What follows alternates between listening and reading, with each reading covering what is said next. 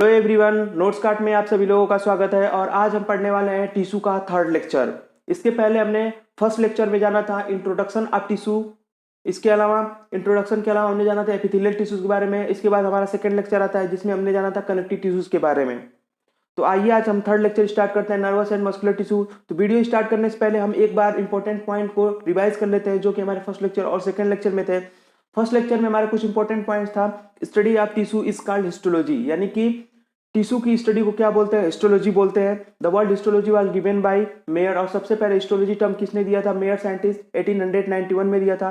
Father of histology किसे बोला जाता है? तो मार्सेलियो मालपीगी जी को बोला जाता है। The term tissue was coined by the Bichat. और इसके अलावा हमने पहले लेक्चर में एपिथेलियल टिश्यूज के बारे में बात किया था। और नेक्स्ट लेक्चर में हमने बात किया था कनेक्टिव टिश्यूज के बारे में। कनेक्टिव टिश्यूज बेसिकली क्या होता है? तो मोस्ट अबंडेंट और मोस्ट वाइडली टिश्यू कौन होता है? तो कनेक्टिव टिश्यू है, जिसका काम क्या होता है? एक दूसरे को कनेक्ट करने का काम होता है। इसके बाद इसको हमने फर्दर डिवाइड किया था areolar tissue, adipose tissue, reticular tissue, blood, bone, cartilage, ETC. इसमें हमने कई डिवीजन किए थे। इसके बाद हमने इसको पढ़ा था। तो फर्स्ट लेक्चर और सेकंड लेक्चर का जो लिंक है आपको डिस्क्रिप्शन में मिल जाएगा, आप वहां से डायरेक्ट जाके फर्स्ट लेक्चर और सेकंड लेक्चर को देख सकते हैं। तो आइए हम आज का थर्ड लेक्चर स्टार्ट करते हैं nervous tissue and muscular tissues के बारे में। सबसे पहले हम बात करेंगे मसल टिश्यू क्या होती है। Each muscles is made of the many long cylindrical fibres arrange in parallel manner, यानी कि जो हमारा मसल्स होता है वो लॉन्ग सिलिंड्रिकल फाइबर को पैरेलली अरेंज होने से बनता है। The fibres are composed of the numerous fine fibrils called myofibrils. और जो हमारा वो फाइबर बनता है वो किससे बनता है? तो वो मायोफाइब्रिल से बनता है, जो कि क्या होती है? छोटी यूनिट होती है। सबसे छोटी यूनिट मायोफाइब्रिल होती है। मायोफाइब्रिल से मिलकर क्या बनता है? फाइबर्स बनते हैं। और फाइबर्स के अलावा फाइबर्स से मिलकर बहुत सारे फाइबर्स मिलकर क्या बनाते हैं? तो मसल बंडल बनता है। ठीक है। और हमारे मसल टिश्यूज का क्या होता है? निर्माण होता है। ठीक है, आप लोगों को समझ में आया होगा। नेक्स्ट अगर बात करें, muscle fibre contract shorten in the response to stimulation, then relax, lengthen and return to their uncontracted state in the coordination fashion. यानी कि जब मसल फाइबर कॉन्ट्रैक्ट होगा यानी कि शॉर्टन होगा, जब आपको रिस्पॉन्स मिलता है यानी कि जब आपको स्टिमुलेशन मिलता है तो हमारा मसल फाइबर कॉन्ट्रैक्ट होता है यानी कि शॉर्ट होता है। इसके अलावा जब रिलैक्स होता है तो उसकी लेंथ में बढ़ोतरी होती है, लेंथ क्या होता है? बड़ा होता है। और वो जो जिस स्टेट में था उस स्टेट में आ जाता है। ये चीजें बेसिकली होती है हमारे कॉन्ट्रेक्शन के दौरान। ठीक है। नेक्स्ट अगर बात करें, ये कोऑर्डिनेशन फैशन में होता है। कोऑर्डिनेशन फैशन माने कि एक उसका पर्टिकुलर टाइम होता है और एक उसका पर्टिकुलर मैनर होता है, उसी को क्या बोलते हैं? कोऑर्डिनेशन फैशन बोलते हैं। नेक्स्ट अगर बात करें, muscle tissue play an active role in the movement of the body, यानी कि मसल टिश्यू ही हमें एक्टिव रोल प्ले करता है। किसमें? मूवमेंट में। जब हमें कोई मूवमेंट कराना है, यानी मान लीजिए हाथों को मूवमेंट कराना है या पैर को मूवमेंट कराना है, अगर उसमें मसल टिश्यू ना हो, अगर उसमें मसल टिश्यू ना हो तो हमारे लिए क्या हो जाएगा? बहुत सारी मुश्किलें खड़ी हो जाएंगी। कॉन्ट्रेक्शन ही नहीं होगा, हमारी बॉडी में कंट्रेक्शन नहीं होगा, और कंट्रेक्शन होगा ही नहीं तो मूवमेंट होगा ही नहीं। इसलिए जो मसल टिश्यू होता है उसका बहुत ही ज्यादा इंपॉर्टेंट रोल है। किसमें? तो role in movement of the body. Movement यानी बॉडी के मूवमेंट कराने में वो किसका क्या है? बहुत ही अच्छा रोल होता है। Muscle tissue divided into the three types, यानी मसल टिश्यू को थ्री टाइप में डिवाइड किया गया है। पहला आता है स्केलेटल मसल, दूसरा आता है स्मूथ मसल, और थर्ड आता है कार्डियक मसल। यानी कि थ्री टिश्यूज में डिवाइड किया गया है मसल टिश्यू को। ध्यान रखिएगा, आपको skeletal muscle tissue, smooth muscle tissue और कार्डियक मसल टिश्यू।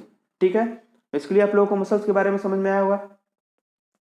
तो इसी प्रकार हमने पहले लेक्चर में एपिथेलियल टिश्यू और दूसरे लेक्चर में कनेक्टिव टिश्यूज के बारे में बात किया था। आई होप आप सभी लोगों को समझ में आया होगा। और इसके जो भी नोट्स हैं आप लोगों को notescard.com साइट पे मिल जाएंगे। आपको कंप्लीट नोट्स पीडीएफ के फॉर्म में है, वहां से आप डायरेक्ट जाके नोट्स को कॉपी कर सकते हैं। और इस वीडियो में हम बात कर रहे हैं मसल टिश्यू के बारे में। तो आइए वीडियो को आगे स्टार्ट करते हैं। नेक्स्ट अगर बात करें, सबसे पहला डिवीजन था हमारा skeletal muscle tissue. Skeletal muscle tissue basically होता क्या है? This tissue is closely attached to the skeletal bones in a typical muscle such as the bicep striated skeletal muscle fiber are the bundle together in a parallel fashion। सबसे पहले बात करेंगे जो एक tissue होता है closely attach to the skeletal bone, जो कि हमारे स्केलेटल बोन है। सपोज थाई बोन जो है आपकी, जो थाई बोन है उस पर मस्कुलर स्ट्रक्चर पाया जाता है। वो मसल मेनली क्या होता है? वो मसल टिश्यू होता है। वो क्या होता है? मसल टिश्यू होता है। In typical muscle such as the bicep, और जो आपका बाइसेप बनाते हैं जिम के द्वारा, करते हैं जिम, हाँ कोई बात नहीं। तो जो आपका बाइसेप ट्राइसेप बनता है वो बेसिकली क्या होता है? इसमें मसल्स होते हैं। मसल्स का अरेंजमेंट क्या होता है? बहुत ज्यादा ये ज्यादा एग्रीगेशन, मसल का एग्रीगेशन बहुत ज्यादा होता है, जिससे बाइसेप ट्राइसेप आपके दिखते हैं। तो जिम जाना अच्छी बात है, बाइसेप ट्राइसेप बनाइए। तो ये चीज़ें होती है टाइप मसल, यानी कि मसल जो बाइसेप ट्राइसेप होती है वो आप किस में होता है, मसल्स। बेसिकली क्या होता है, मसल्स होता है। Striated striped skeletal muscle fibre are the bundle together in the parallel fashion. और इसमें क्या होता है, स्केलेटल मसल होता है जो हमारी स्केलेटल बोन से क्या होता है, अटैच्ड होता है। ठीक है, अब ये हमारा स्केलेटल मसल से अटैच है, तो हम जिस जिस जिस एरिया में चाहे उधर हम उसको क्या करा सकते हैं, मूवमेंट करा सकते हैं। तो ये क्या होता है, हमारा वॉलंटरी कंट्रोल होता है। इस पर क्या होता है, वॉलंटरी कंट्रोल होता है। क्योंकि अगर मान लीजिए सपोज दैट हमें बाइसेप बनाना है, तो अगर हमारी इच्छा होगी तभी तो बाइसेप बनेगा।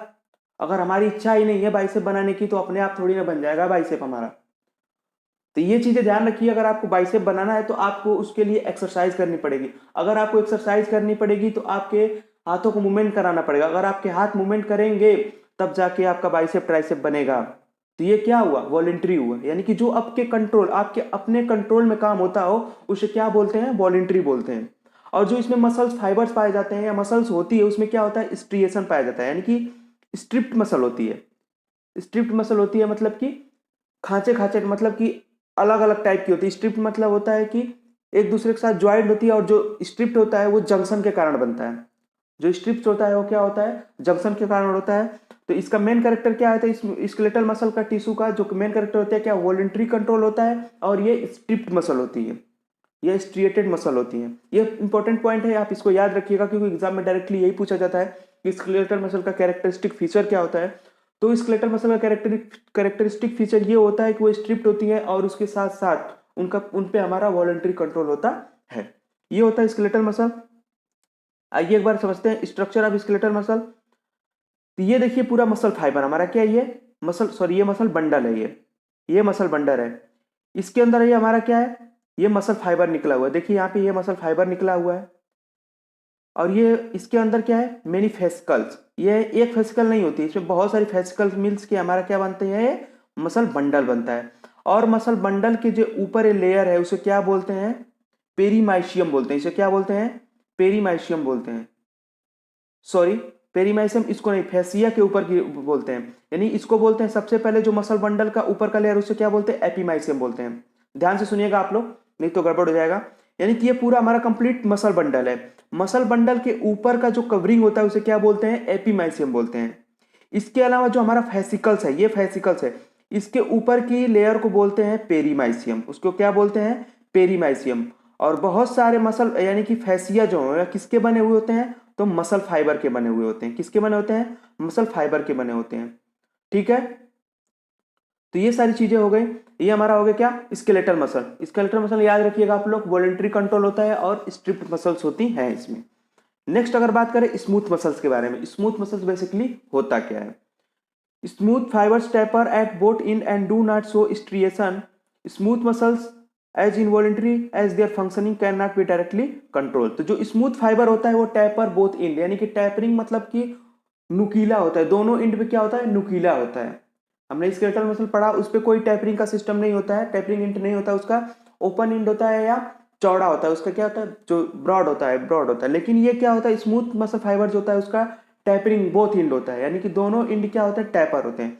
आप स्ट्रक्चर में देखेंगे तो ये जैसे ये टैपर इंड, ये हो गया टैपर इंड, यानी कि ये हो गया टैपर इंड, यानी कि इसका बोथ इंड क्या होता है, टैपरिंग होता है। ठीक है, और नॉट सो स्ट्रिएशन, और इसमें कोई भी स्ट्रिएशन नहीं पाई जाती, यानी कि कोई भी स्ट्रिएशन नहीं पाई जाती, इसमें कोई भी डिवीजन नहीं पाया जाता है। इसमें भी जंक्शंस के थ्रू जुड़ा होता है, लेकिन इसमें कोई भी स्ट्रिएशन नहीं पाया जाता है। और इसके अलावा ये इनवॉलंटरी कंट्रोल होती है। तो अगर कोई कैरेक्टरिस्टिक फीचर पूछे तो क्या होगा, इसका कैरेक्टरिस्टिक फीचर क्या होगा, ये इनवॉलंटरी कंट्रोल का होता है और इसमें स्ट्रिएशन नहीं पाया जाता है, यही इसका कैरेक्टरिस्टिक फीचर होता है। तो नेक्स्ट पॉइंट आगे पढ़ते हैं। The wall of internal organ such as blood vessel, stomach and intestine contain this type of muscle tissue. तो इसका लोकेशन कहाँ होता है, बेसिकली ये कहाँ प्रेजेंट होता है, ब्लड वेसल।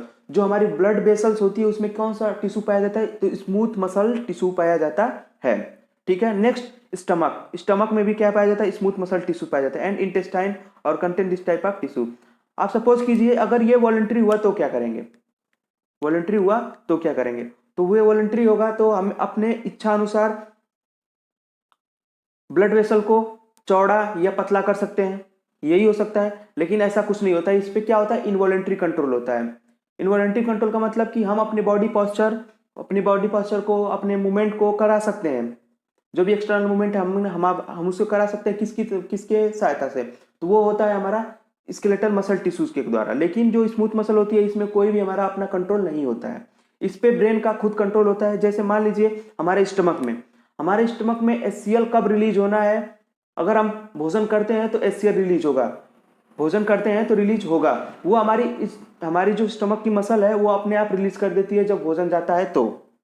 ठीक है, इसका सबसे बड़ा एडवांटेज है स्मूथ मसल का। इसके अलावा इंटेस्टाइन में भोजन कब डाइजेस्ट होगा, कैसे इंटेस्टाइन में भोजन जाएगा और कहाँ पे कौन सा जूस रिलीज होगा, कौन सा एंजाइम रिलीज होगा या कौन सा हार्मोन रिलीज होगा, ये सारी चीजें कंट्रोल कौन करता है, तो स्मूथ मसल टिश्यू करता है। इस पे हमारा कोई कंट्रोल नहीं होता कि कब हार्मोन कितना निकलवाना है हमें या कैसे क्या करना है, नहीं। अगर आप भोजन करते ही नहीं है तो HCl का सिक्रिएशन होगा ही नहीं, अगर HCl का सिक्रिएशन होता ही नहीं है तो यानी कि स्मूथ मसल आपकी रिलैक्स पोजीशन में है, स्मूथ मसल आपका काम नहीं कर रही है। इसी प्रकार हमारे इसोफेगस में होता है पेरिस्टाल्सिस मूवमेंट भी होता है। तो पेरिस्टाल्सिस मूवमेंट क्या होता है, किसके थ्रू होता है, तो वो स्मूथ मसल्स के थ्रू ही हमारा पेरिस्टाल्सिस मूवमेंट होता है, या हमारे स्टमक में जो मूवमेंट होता है वो भी स्मूथ मसल के थ्रू ही होता है। ये सारी चीजें होती हैं जो स्मूथ मसल क्या करता है, हेल्प करता है।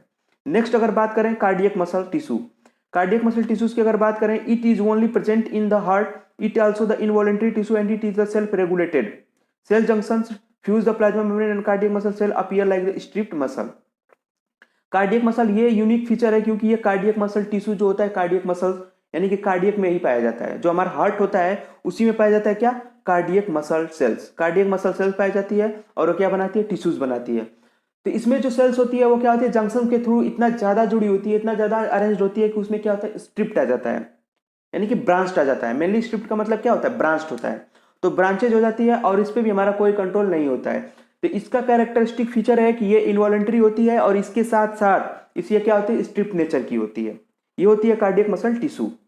कार्डियक मसल टिश्यू आपको दिख रहा होगा, ये स्ट्रिएशन है, ये सारी स्ट्रिएशन है, इसे क्या बोलते हैं, स्ट्रिप्ड मसल्स बोलते हैं या ब्रांच्ड मसल्स बोलते हैं, ब्रांच मसल फाइबर या ब्रांच मसल टिश्यू बोलते हैं।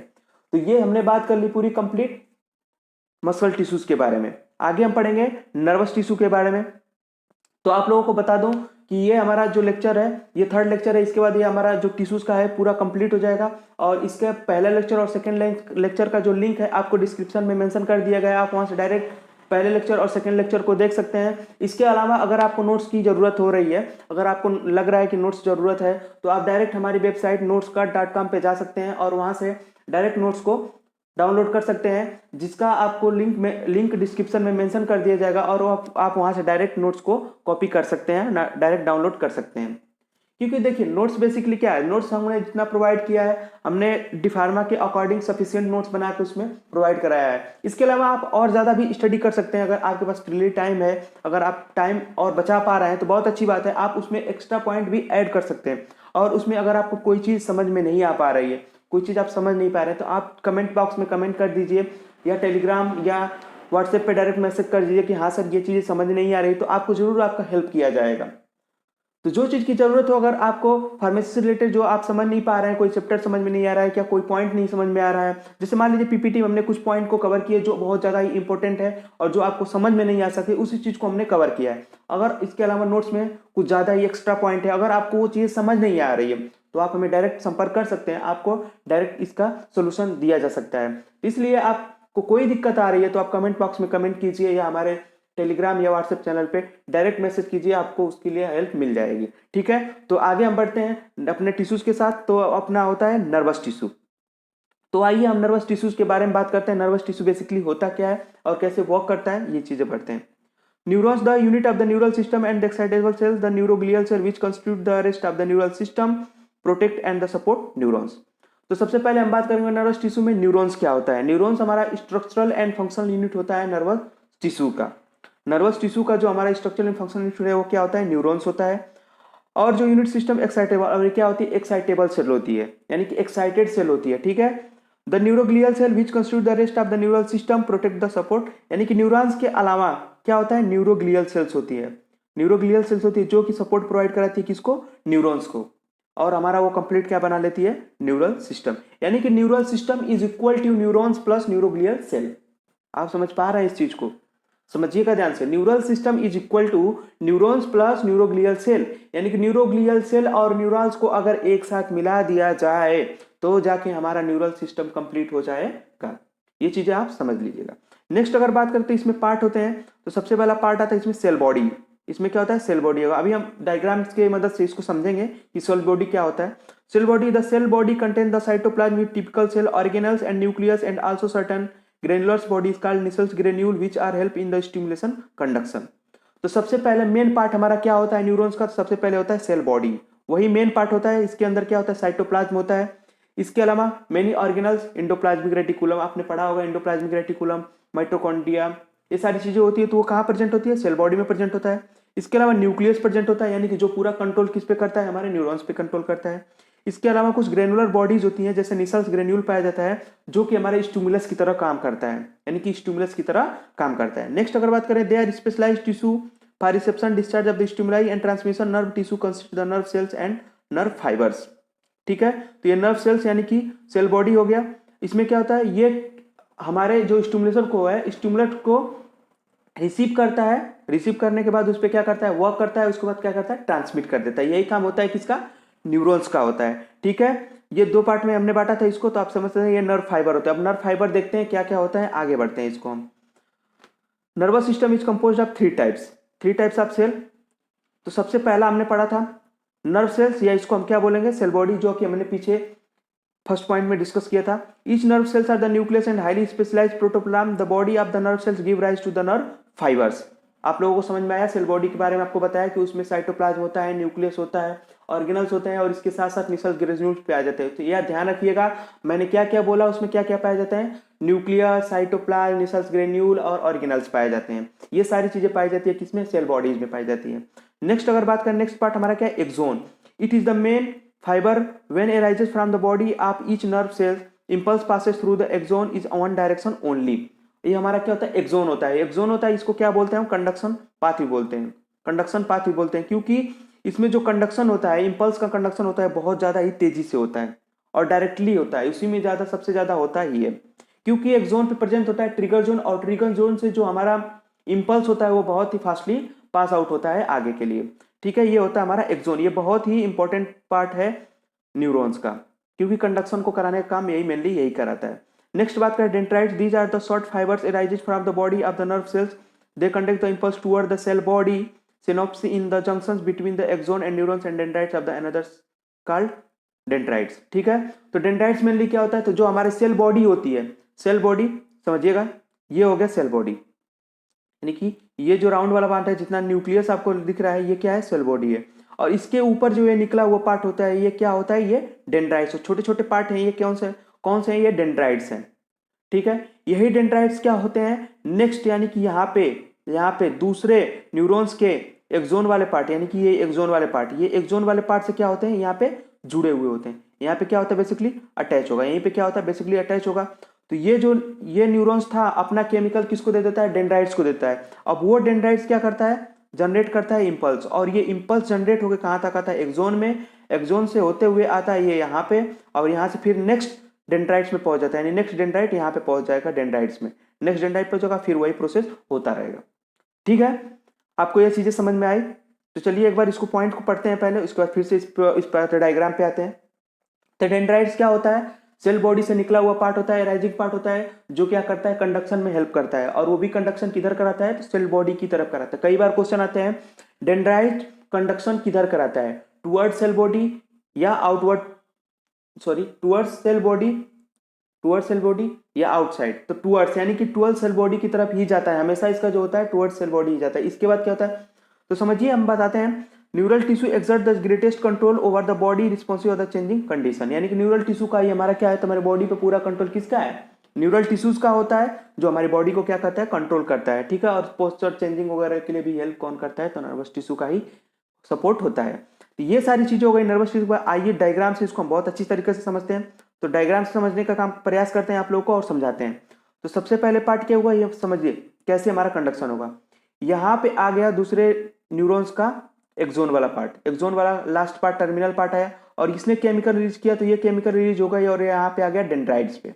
सपोज कीजिएगा डेंड्राइट्स पे आया, यहाँ पे जब केमिकल आएगा डेंड्राइट्स पे, तो वो पहुंचेगा सेल के अंदर, सेल में जाएगा न्यूक्लियस के पास, न्यूक्लियस से प्रोसेसिंग होगी, और उसके बाद से कहाँ पे जाएगा, एक्सोन लेयर में। ठीक है, तो ये हो गया हमारा डेंड्राइट्स। ये हो गया पूरा complete nerve cells. Nucleus of the nerve cell हो गया यहाँ पे। उसके बाद आएगा एक्सोन में। अब एक्सोन में कभी कभी अब एक्सोन हो गया। एक्सोन के ऊपर जो कवरिंग होती है उसे क्या बोलते हैं हम? न्यूरोलेमा बोलते हैं। न्यूरोलेमा बोलते हैं। और इसके क्या बोलते हैं? माइलिन शीथ बना हुआ है। इस पे क्या होता है? माइलिन शीथ होता है। और किसी किसी पे माइलिन शीथ नहीं पाया जाता है, ये चीज होता है। यानी कि दो टाइप के न्यूरॉन होते हैं, माइलिनेटेड न्यूरॉन्स होते हैं और नॉन माइलिनेटेड न्यूरॉन्स होते हैं। दोनों की फंक्शनिंग अलग अलग होती है, क्योंकि माइलिन होने का न्यूरॉन्स जो होता है उसका कुछ इंपॉर्टेंट फंक्शन स्टोरेज का काम होता है और मेन कंडक्शन काम होता है। नॉन माइलिन का बहुत ज्यादा ही होता है। तो ये सारी चीजें हैं, ये आपको नर्वस सिस्टम में बहुत ज्यादा ही डिटेल पढ़ाई जाएगी कि उसका कंडक्शन कैसे होता है। अभी तक के लिए ओवरव्यू है, आप इसको समझ लीजिए। नेक्स्ट अगर बात, ये माइलिन शीथ हो गई और दो माइलिन शीथ, यानी कि देखिए ये माइलिन शीथ और यहाँ पे जाकर क्या हुआ? डीप हो गई है। फिर यहाँ पे तो इस जो पोर्शन है इसको क्या बोलेंगे हम? नोड ऑफ रेनबियर बोलेंगे। उसे क्या बोलेंगे? नोड ऑफ रेनबियर बोलेंगे। और ये हमारा एक्सोन वाला पार्ट है और ये एक्सोन का टर्मिनल पार्ट है। इसे क्या बोलते हैं? टीलोडेंड्रिया बोलते हैं। यहाँ पे क्या होता है? सिनेप्टिक नोब होता है। और वो क्या होता है? जब कैल्शियम आयन सिनेप्टिक नोब में आता है तो वहाँ पे क्या होता है? डिस्टर्बेंस होता है सिनेप्टिक नोब में। और वहाँ पे जब चेंजेस होता है तो न्यूरोट्रांसमीटर यानी कि कंडक्शन रिलीज होता है, यानी कि स्टिमुलेशन रिलीज होता है और वो नेक्स्ट न्यूरॉन्स पे अटैच हो जाता है। तो ये सारी चीजें आपको पढ़ाया जाएगा नर्वस सिस्टम में। नर्वस टिश्यू में आपको ये डिटेल दिया जाएगा। अभी तक के लिए ओवरव्यू था। आप लोग, आई होप आप सभी लोगों को ये चीजें समझ में आई होगी नर्वस टिश्यूज के बारे में और मस्कुलर टिश्यूज के बारे में। तो आज हमने क्या पढ़ा? आज हमने बेसिकली पढ़ा मस्कुलर टिश्यूज के बारे में। मस्कुलर टिश्यूज थ्री टाइप्स की होती है। स्केलेटल मसल, इसका कैरेक्टरिस्टिक फीचर ये होता है कि ये वॉलेंट्री होती है और इसके साथ यह स्ट्रिप्ड मसल होती है, यानी स्ट्रिएटेड मसल होती है। फिर आता है स्मूथ मसल। स्मूथ मसल क्या होता है? इनवॉलेंट्री मसल होती है और ये भी क्या होती है? ये स्मूथ होती है, स्ट्रेट नहीं होती है, स्ट्रेटेड मसल नहीं होती है। इसके अलावा हमने पढ़ा cardiac muscle. Cardiac muscle non involuntary होती है और इसके साथ साथ क्या होती है? स्ट्रिप्ड मसल होती है। ये सारी चीजें हमने पढ़ा मसल टिश्यू में। इसके बाद हमने पढ़ा नर्वस टिश्यू में। नर्वस टिश्यू यानी कि नर्वस सिस्टम या nervous tissue is equal to neurons plus neuroglial cell. ठीक है, ये चीजें आपको समझ में आ गई होगी। तो ये हमारा आज कंप्लीट होता हुआ टिश्यू का हमारा ये कंप्लीट लेक्चर खत्म हो गया। फर्स्ट लेक्चर और सेकेंड लेक्चर का जो लिंक है आपको डिस्क्रिप्शन में मेंशन कर दिया जाएगा, आप वहां से डायरेक्ट देख लेंगे। ठीक है, अब हम कोशिश करेंगे कि हमारा जो भी लेक्चर है वो पार्ट वाइज ना आके कंप्लीट एक ही वीडियो में, यानी कि कंप्लीट एक ही वीडियो में कवर अप कर लिया जाए, यानी कि पर लेक्चर पर वीडियो में ही कवर अप। क्योंकि बहुत सारे लेक्चर हो जा रहे हैं एक साथ, तो कई लोग समझ नहीं पा रहे हैं उसका मतलब कि कई लोग समझ नहीं पा रहे हैं उसको कहाँ से देखें या कैसे क्या करें, कौन सा पार्ट कौन सा है, तो उसको समझ नहीं पा रहे हैं। कोई बात नहीं, बहुत सारे लोगों की आया है कि सर मतलब कि एक सिंगल लेक्चर में ही कंप्लीट कर दीजिए, तो उसको कोशिश की जाएगी कि अब सिंगल लेक्चर में ही लेक्चर्स को कंप्लीट कर दिया जाए। ठीक है फ्रेंड्स, तो आज के लिए इतना ही फ्रेंड्स। आप हमसे आगे जुड़े रहने के लिए आप हमारे टेलीग्राम ग्रुप और व्हाट्सएप ग्रुप को ज्वाइन कर सकते हैं फ्रेंड्स। इसके अलावा आप हमारे यूट्यूब चैनल नोट्स कार्ड को आप सब्सक्राइब करें और बेल आइकन को जरूर दबाएं फ्रेंड्स, क्योंकि इसका जो नया नोटिफिकेशन आपको जल्दी ही मिल जाएगा। नए नए लेक्चर आपको जल्दी मिल जाएंगे, जिससे आपको पढ़ने में बहुत ज़्यादा आसानी होगी। और जो भी लेक्चर हमारा कंप्लीट हो जा रहा है फ्रेंड्स, उसके हम नोट्स जो है पीडीएफ के फॉर्म में अपने वेबसाइट notescard.com पे उपलब्ध करा दिया है। आपको इसका भी लिंक, आप कैसे नोट्स कार्ड से आप पीडीएफ डाउनलोड कर सकते हैं, इसका भी लिंक आपको डिस्क्रिप्शन में मेंशन कर दिया गया है। आप वहां से डायरेक्ट नोट्स को भी कॉपी कर सकते हैं फ्रेंड्स। तो आज के लिए इतना ही friends. Thank you to all of you friends.